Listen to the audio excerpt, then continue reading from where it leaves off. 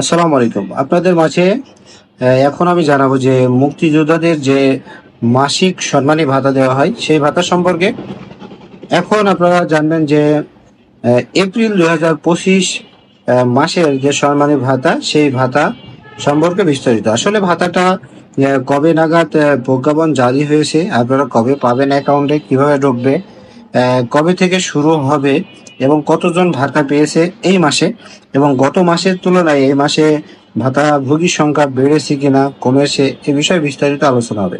তো আশা করি ভিডিওটি শেষ পর্যন্ত দেখবেন।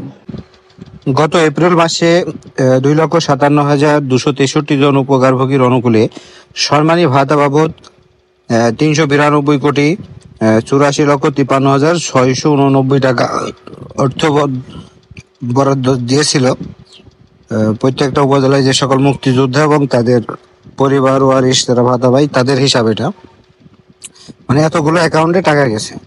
তো সেই হিসাবে মার্চ মাসে যে টাকাগুলো দিয়েছে এখানে 2,৫৭,১১৩ জন উপকারভোগী অনুকূলে সম্মানী ভাতা দেওয়া হয়েছিল। মার্চে দেওয়া হয়েছিল 2,৫৭,১১৩ জন, আর এপ্রিলে দেওয়া হয়েছে 2,৫৭,২৬৩ জন। তার মানে গত মাসের তুলনায় এই মাসে 150 জন ভাতাভোগী বেশি ভাতা পাচ্ছে। এখন আসেন, এই ভাতাগুলো আপনারা আজ থেকে ব্যাংকে মেসেজ দেওয়া শুরু হবে, আগামী সপ্তাহের মধ্যে সবাই পেয়ে যাবেন।